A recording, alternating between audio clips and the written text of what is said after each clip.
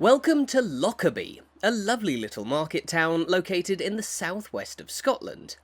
And on this walk through the town centre on a sunny morning, we'll be admiring a wide array of local landmarks, from Lockerbie's fetching red sandstone churches to a collection of historic town pubs, and reminders of this town's heritage as one of Scotland's largest centres of the livestock trade. And indeed, we'll pay a visit to Sherwood Crescent, a residential street that was the site of the devastating Lockerbie bombing, the worst air disaster in British history, the victims of which are today remembered in a poignant memorial garden on the edge of this small but proud town. We begin our walk in the very centre of Lockerbie, gazing up at the town's most famous landmark, the Town Hall, which has stood here ever since 1891, overlooking the comings and goings of the townspeople. Originally opened as the home of the then newly inaugurated Borough Council, the Town Hall was a major undertaking in late 19th century Lockerbie. It took more than 2 years to build and went well over budget, complete with extra features including the town's library, elegant fixtures and fittings in the council meeting rooms, and an entrance specially designed for sheep and other livestock, which we'll talk more about in a moment. Now, the council moved out in 1975, and ever since, the town hall here has been used for a variety of different purposes. It's now a regular venue for local clubs and events. Although, in 1988, the town hall was temporarily used as a makeshift hospital in the aftermath of the air disaster. And today, a stained glass window inside the building pays tribute to all those who lost their lives. Indeed, the legacy of this tragic event is unfortunately what comes to mind when many people hear the name Lockerbie, and we will explore it in more detail when we visit the site of the disaster at the end of our walk. But there is more to this town's rich history, a town which has been in existence for over 1,000 years. As we take a look at the town's war memorial here in the middle of the road, unveiled back in 1922, Lockerbie has for much of its history been well known as a bustling market town. And for those who'd crossed the border from England to the south, it was the first decently sized town that they'd encounter in Scotland. By the 18th century, increased long-distance travel meant that Lockerbie could really capitalise on this fortuitous geography, and it did so on the back of the livestock trade, principally the trade of sheep. In fact, at the time, Lockerbie here was the home of the largest lamb market in all of Scotland, attended by farmers from all over the country's southwest, and indeed from over the border in England. That's why you'll find an interesting brass sculpture of a small flock of sheep here in the heart of town today. This piece of public art was unveiled back in 2013 as a callback to the industry which helped Lockerbie on its path to prosperity some 300 years ago. Once upon a time, regional farmers would herd their sheep down the town's high street here to the market. Local monthly markets were held for the sale of sheep, as well as cattle, horses and other livestock, to those who lived closer by.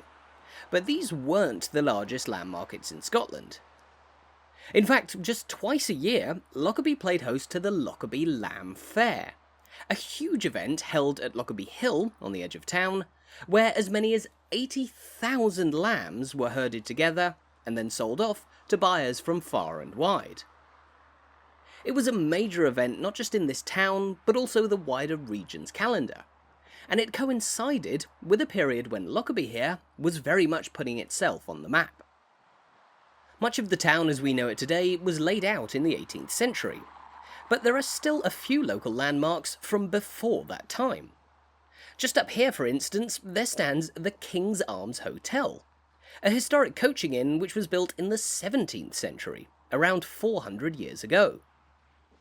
It served as a place where people could rest while travelling between England and Scotland, and over time it's played host to quite a few notable guests.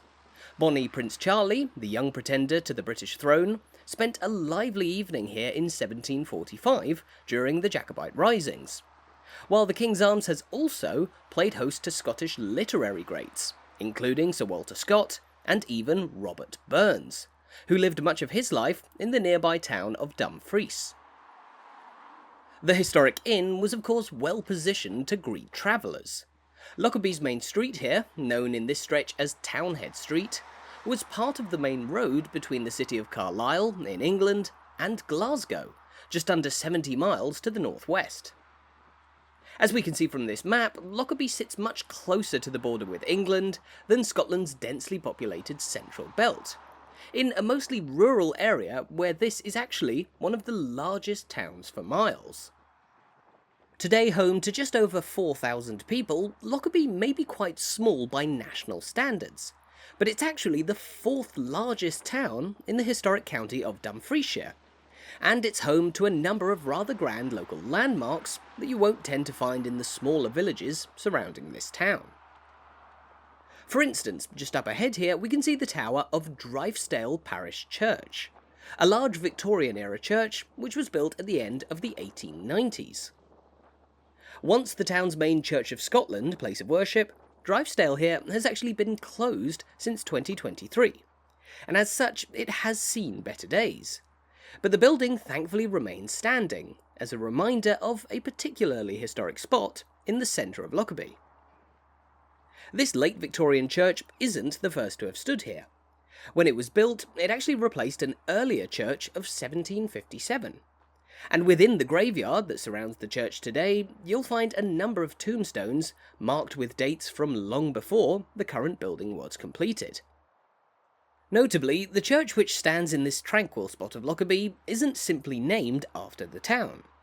The name Dryfesdale actually comes from a nearby river, the Dryfe Water, which flows past Lockerbie just a short distance to the north of the town, and which links up with the much larger River Annan just a few miles away. But beyond the river which lends its title to the parish church, names are an interesting topic of conversation here in Lockerbie. In fact, as we now make our way out of the churchyard, across the road from which there stands the Church Hall, originally built in 1866, this town's own name points towards some of its earliest origins. It's thought that the name Lockerbie derives from Old Norse, the language of the Vikings, who are believed to have settled and exerted their own influence in this region of Scotland around the time of the 10th century, roughly 1100 years ago.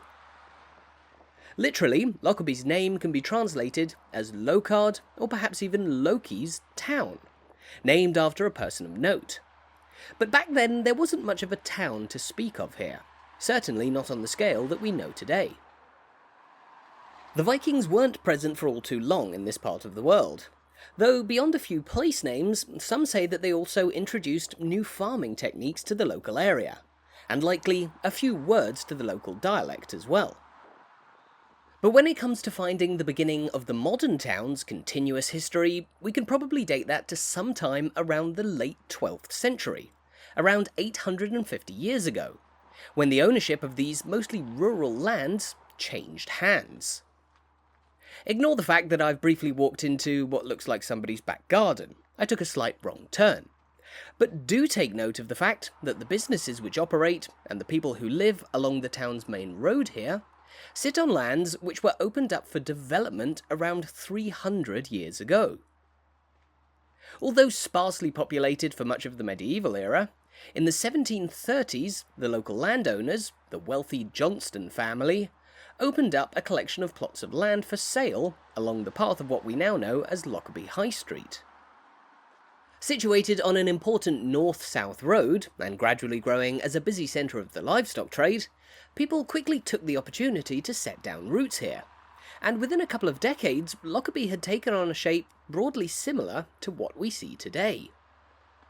By the turn of the 19th century, around 1,000 people were living here, many making a living from sheep farming, while after the new Carlisle to Glasgow road was built by the engineer Thomas Telford in 1816, coaching inns became a popular local business too.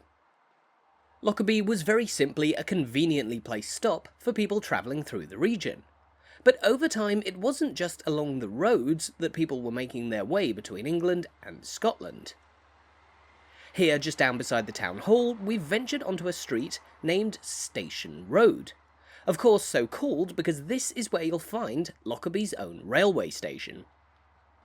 By the mid-19th century, the railways were rolling out all over Scotland, and alongside Thomas Telford's road, the Caledonian Railway Company built a train route linking Carlisle with Glasgow, which of course would stop in this town.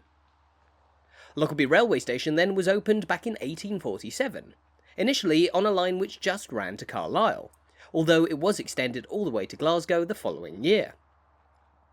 With a pleasant Victorian-era station building, it's a lovely stop on what was once a busy line. But in the 1960s, almost all of the stations along this route were actually closed down, in the infamous beaching cuts. But Lockerbie, serving a town home to a few thousand people, was a fortunate survivor.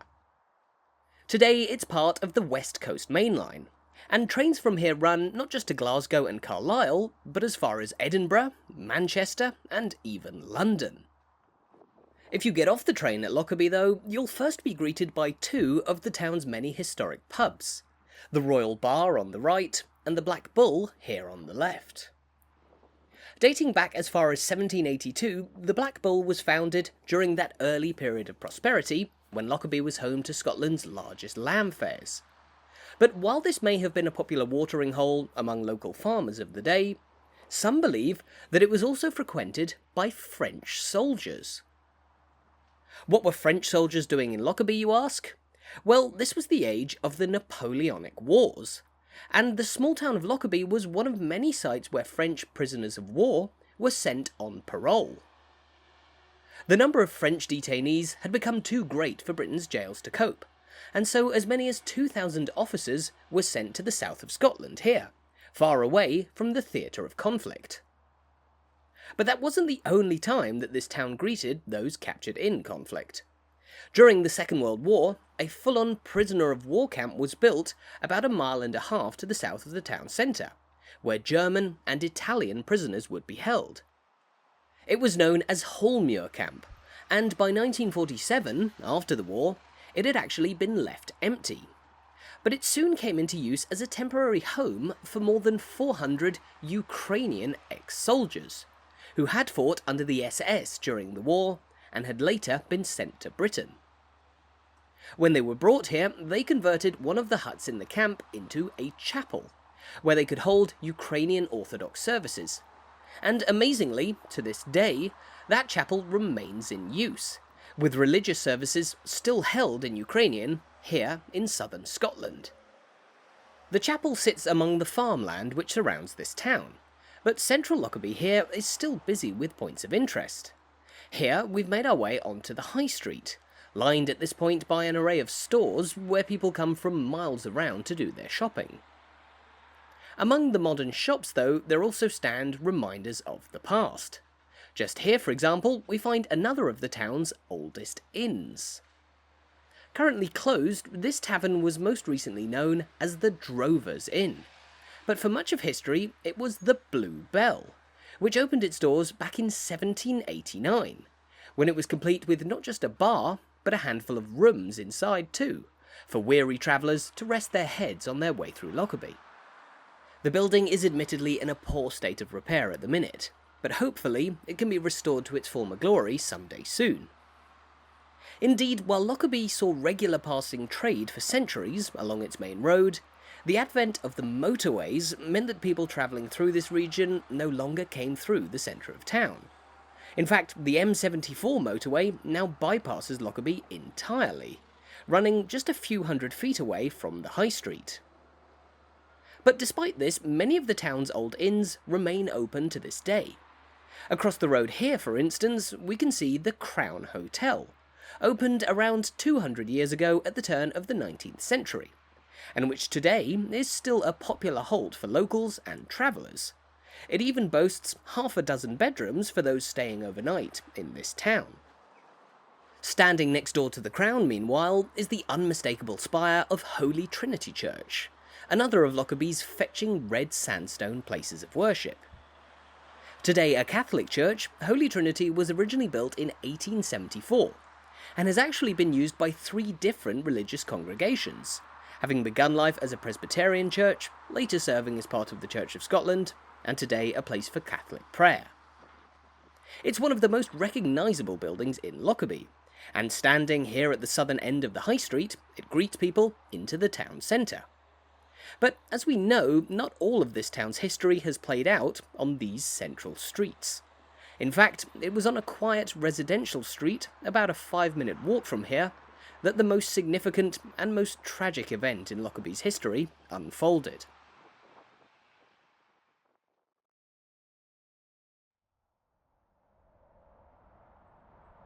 This is Sherwood Crescent, and it was here that the devastating Lockerbie air disaster occurred. Sadly synonymous with this town's name, the Lockerbie bombing was the worst air disaster in British history.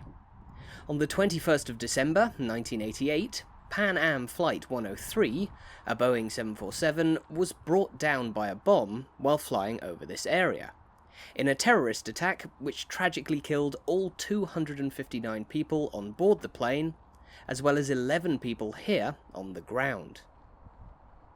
The plane was flying from Heathrow Airport in London towards New York City, but just 38 minutes after takeoff, as it was flying north over Britain and preparing to make an Atlantic crossing, a timer-activated Semtex bomb detonated on board the plane, instantly destroying the aircraft and killing all of those on board.